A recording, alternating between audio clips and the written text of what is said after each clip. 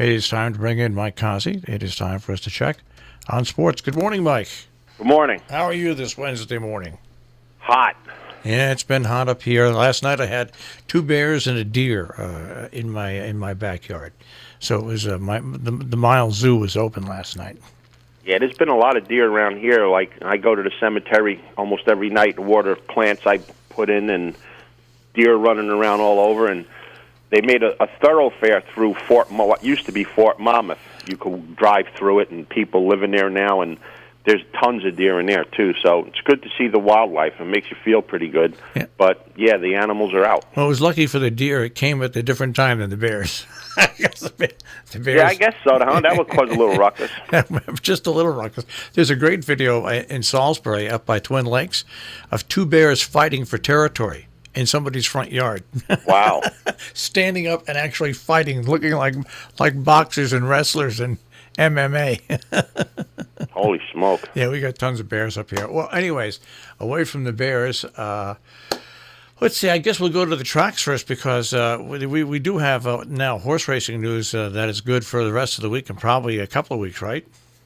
Well, yeah, it's unprecedented right now. Keeneland's running a summer meet. It's only for 5 days, but, man, it's some racing. Let me tell you, if today's any indication, and today doesn't have any stakes races, they got stakes races planned. I think there's like 14 of them from Friday to through Sunday. So this meet starts today and it ends Sunday, and good fields, deep fields, big races. And like I said, Keeneland's never run in the summer, so you don't know how the track's going to play. You just have to kind of make assumptions that with the heat at Keeneland, it's going to be fast on the dirt and on the turf, because the turf will be pretty hard depending on if they get rain or not. So we'll give it a shot. We'll see what happens, because Keeneland's tough anyway.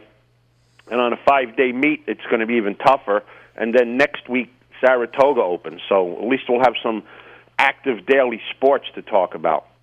So 3 races I'm going to pick today, the 4th, the 7th, and the 8th. The 4th race at Keeneland is a turf race. It's a maiden special weight. They're running for $70,000 out there for maidens. 3 horses I'm looking at in here. 1 is Fate Factor. The 2nd is going to be the favorite 5, Flying the Colors. And then the 6, 40 Zip.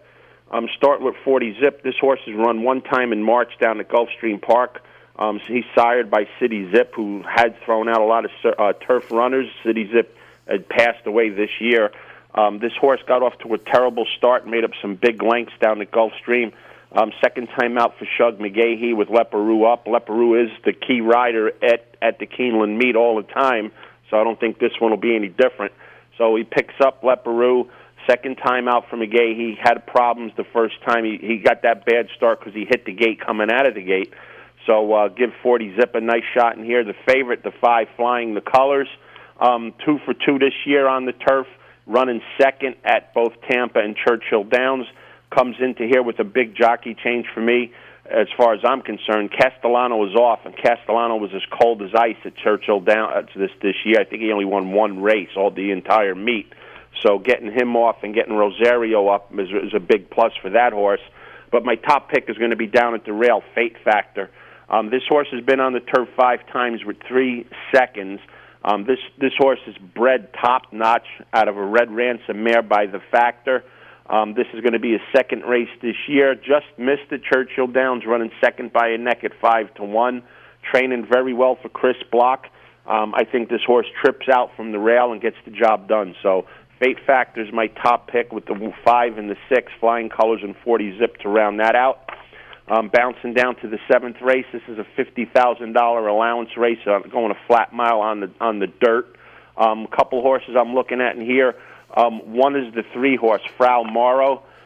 This horse has run over Keeneland 1 time, running second. Coming off 2 decent races, one at Oaklawn Park, one at Churchill Downs for Steve Asmussen. Training decently over the Keeneland Strip. Santana, which is Asmussen's go-to rider, stays with this horse. 8-1 morning line doesn't discourage me at all. I'm going to go with Frau Morrow in here. And the horse to round out my exact, I'm going to go to the outside in the 10, Verve's Humor. This horse has never been over Keeneland Strip in 12 starts. Another horse coming out of Churchill and Oaklawn Park, coming out of the same last race as Frau Morrow, where Frau Morrow ran 5th. Verve's Humor ran 3rd at 10-1. This horse, again, is training at Churchill and Keeneland with 3 nice works leading up to here for Leparoux. Dallas Stewart does occasionally light up the board at a decent price, and I think this is one can do it. So Verve's Honor will be my top pick, and Frau Morrow is going to be my pick to round out the exacta. The 8th race is a 5.5 turf sprint, 5.5 furlongs on the dirt. On the turf. Couple horses I'm looking at in here. Going back to the Keeneland, to the Gulfstream, wrong 2 meets, to the Churchill Downs meet, there was one horse I was waiting to run there. His name is High Crime, and High Crime came out and didn't disappoint. Won by 6.5 lengths going this same distance at Churchill Downs. And there's a couple of horses coming out of that race. One is Wollaston Way. This horse ran 3rd in that race at 67-1. 30-1 morning line again today. Training good at the Thoroughbred Training Center in Lexington coming into this race. It's a very deep surface. Don't discount this horse at 30-1 to make some noise in the exactas and the tries. Definitely use that horse. The 5 Cambria by Wesley Ward's been off since November. Probably going to be the favorite. Gets blinkers off, which is a question mark. Tread lightly with Cambria. I'd sooner use the 30-1 shot than the 4-1 shot Cambria in my exotics. But I'll throw them in nonetheless. But Wollaston Way could really light things up here, especially with my top pick, a 15-1 shot. Ike is great, the 8 horse. This horse ran 2nd to High Crimes. Like I said, High Crimes got beat by 6, but this horse ran 2nd at 2-1. He's 15-1 today coming into this race. Looks like he's got a perfect setup here. At 15-1, don't be discouraged. Go to the window, and don't be afraid to put your hand in your pocket. So the 8 horse, Ike is great, is my top pick in the 8th, and I'm going to use Cambria, the 5, and the bomb, Wollaston Way, to round up my exactas and tries. It's going to be interesting to see how Keeneland plays. If they had people there, I'd be there, folks, but they're not letting people in, so I can't make it. And just not to make anything sound bad about Saratoga, I'd sooner drive 10 hours to go to Keeneland than 3 to go to Saratoga. All right, there you go. Very quickly, NFL has named what they consider their Mount Rushmore, the 4 best players ever to play. Only one current player made the list, and you know who that is. Got to be Brady. Yeah, Tom Brady is as quarterback. They list arguably one of the greatest players ever to play, and I think it's true because Bullet Bob Hayes made speed in the wide receiver position a very big part of the NFL, but nobody did it better than Jerry Rice. He's their number 2 selection. So it's it's Brady and Jerry Rice? And Jerry Rice. Lawrence Taylor as a linebacker. Of course. And then you go back to none other than Walter Payton. Those are the 4 that they think are arguably the best 4 players in the modern history of the NFL. So interesting. It is an interesting. There's only one current player there, which is the way it should be. Because you can't compare the way the league plays football now as the way they used to play football. It's not comparable.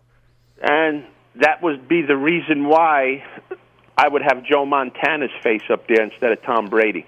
Yeah, I was thinking about that as well, but geez, Brady has just done so much. It's hard to discredit Let's that. just go back in time a little bit, and I'll give some kudos to your Giants. Remember when Leonard Marshall hit Joe Montana, knocked him out? Yeah, absolutely I do. Has Tom Brady ever been hit like that? No. Tom Brady might have retired if he got hit like that. Yeah, that's what I'm saying. It's really hard. Just take a look at the quarterbacks that took hits back then. Oh my God! Everybody did. The players would be thrown out of the league nowadays. Exactly. Yeah. And back then it was within the rules, and it's the way football should have been played. Yep. But that Mount Rushmore is just a bunch of arguments to make for people that have nothing else to do. All right. And so, talk about nothing else to do. I was with a friend of mine last night, and they watched that Yankee scrimmage. Yep. Oh, my God, what a joke that is. Well, you heard what happened in one of the scrimmage in their first scrimmage game, right? Yeah, Tanaka got hit in the head. I'm surprised baseball's not coming out and crying about that. Tanaka said he's okay. He's just got a headache. It happens. Yeah. I mean, it happens. But you watch the scrimmage with the Yankees playing in that big place with no people. Yeah. Boy, baseball is going to be really weird this year.